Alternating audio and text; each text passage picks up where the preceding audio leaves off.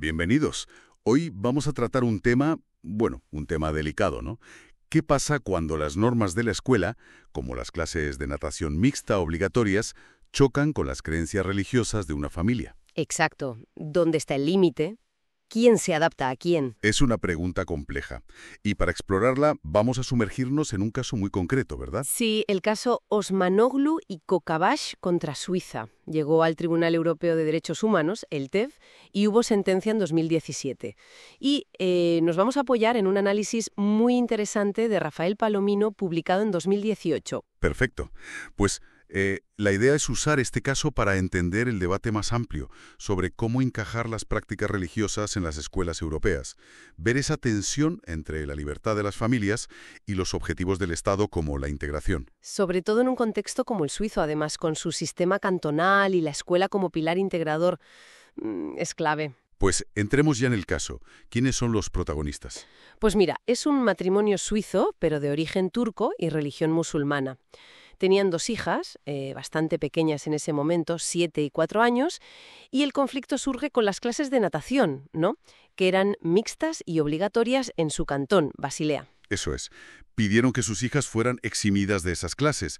Alegaban motivos religiosos, preceptos islámicos sobre la modestia, el pudor. Pero espera, si las niñas eran tan pequeñas, ¿ya aplicaban esas normas tan estrictamente? Bueno, ellos argumentaban que, aunque la obligación religiosa más fuerte empezaba con la pubertad, querían educarlas en esos principios desde pequeñas. Ser coherentes, vamos. Entiendo. ¿Y qué ofreció la escuela? Porque me suena que a veces hay opciones. Sí, de hecho, las directivas escolares de Basilea, desde 2007, ya preveían adaptaciones. Para niñas pospúberes, hablaban de vestuarios separados y también contemplaban la opción del burkini. Ah, el burkini. ¿Y por qué no les valió a los padres esta opción? Pues porque temían que usándolo sus hijas fueran señaladas, estigmatizadas, o sea, que se sintieran diferentes al resto. Preferían la exención total de la actividad. Ya. Pero las autoridades educativas no aceptaron, ¿verdad? No, se mantuvieron firmes en la obligatoriedad de la clase para todos, y como no cumplir la norma cantonal tenía consecuencias. Claro, la multa. Exacto. Hubo conversaciones, intentos de acuerdo, pero nada. Al final, como las niñas no asistieron, les impusieron una sanción económica, unos 1.292 euros, más o menos. Y esto no acabó ahí, me imagino. Irían a los tribunales suizos. Sí, sí. El caso escaló hasta el Tribunal Federal Suizo y en 2012 este tribunal validó la multa. Dio prioridad a la integración social, a la socialización, la igualdad de género, por encima de la solicitud de exención religiosa. O sea que el tribunal suizo puso el foco en la función integradora de la escuela. Totalmente. Y fue interesante, porque supuso un cambio de criterio respecto a una decisión anterior, de 1993, donde sí se había permitido una exención parecida. Aquí dijeron, no, la integración es prioritaria. Vale. Agotada la vía suiza, el siguiente paso era Estrasburgo, el Tribunal Europeo de Derechos Humanos. ¿Qué argumentaron los padres allí? Pues alegaron que se había violado su derecho a la libertad de pensamiento, conciencia y religión, el famoso artículo 9 del Convenio Europeo de Derechos Humanos. Y el TDH tuvo que analizarlo. ¿Cómo lo hizo?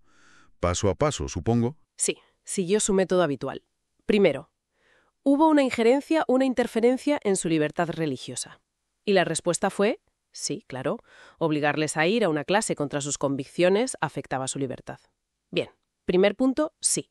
Segundo, ¿estaba esa injerencia prevista por la ley? también sí.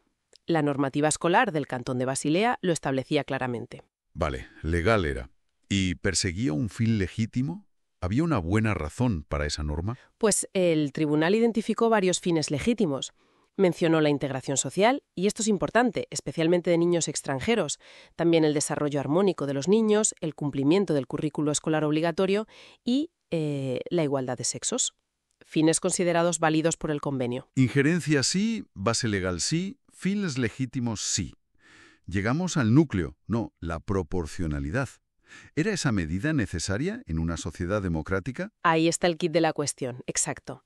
Y aquí es donde el TDAH le dio un peso enorme, decisivo, al interés público en la integración a través de la escuela. ¿En qué sentido? Argumentó que la importancia de la natación no era solo aprender a nadar, que también, sino el hecho de que todos los alumnos participaran juntos en las actividades escolares, sin excepciones por origen o religión que pudieran, digamos, crear sociedades paralelas. O sea que el valor de hacerlo juntos, la cohesión social a través de la actividad compartida, fue clave para el tribunal. Fundamental.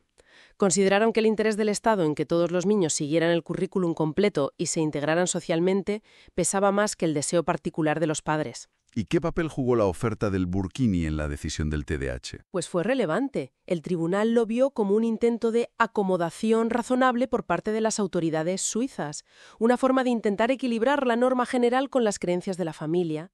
Y aunque los padres la rechazaron, la existencia de esa oferta pesó. ¿Y la multa también la consideraron proporcionada? Sí, entendieron que era una medida proporcionada para asegurar que se cumpliera la escolaridad obligatoria, que es un pilar fundamental. Volvamos ahora al análisis de Rafael Palomino que nos guía.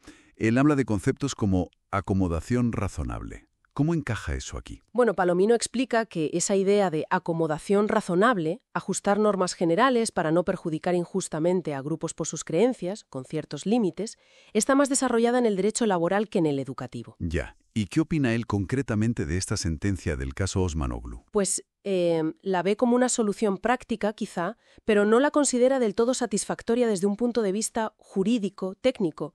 Señala que el TDE en general es bastante cauto a la hora de permitir exenciones a normas escolares generales, salvo que haya adoctrinamiento directo, claro.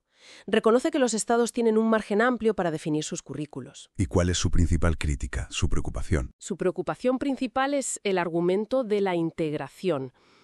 Advierte que si se usa la necesidad de integración para justificar la obligatoriedad de actividades muy específicas, como la natación mixta, se corre el riesgo de dar un poder excesivo al Estado en la educación, frente a la libertad religiosa y el derecho de los padres a elegir la educación de sus hijos. Claro, es como preguntarse, ¿es realmente la natación mixta la forma indispensable y proporcionada de conseguir la integración? ¿O hay otras maneras? Exactamente.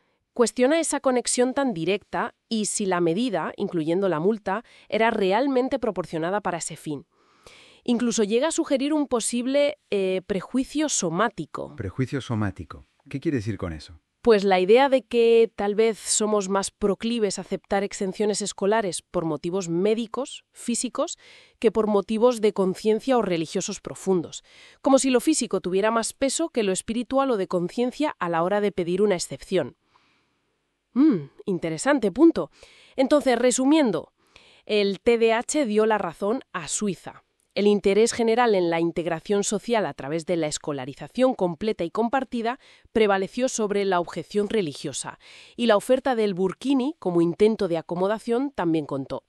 Así es. El caso ilustra perfectamente esa tensión, ese equilibrio delicado en sociedades plurales como las nuestras, ¿no? Entre libertad religiosa, derechos de los padres y el papel que le damos a la escuela pública como herramienta de cohesión. Sí, un equilibrio muy frágil. Y nos deja con una reflexión final, ¿no? ¿Cuáles son los límites del Estado al usar la escuela para cohesionar? ¿En qué momento esa búsqueda legítima de la integración puede rozar la asimilación forzada, ignorando convicciones que para algunas personas son fundamentales? Exacto. ¿Dónde trazamos esa línea? Es una pregunta que sigue abierta y que cada sociedad debe responder. Una cuestión compleja, sin duda.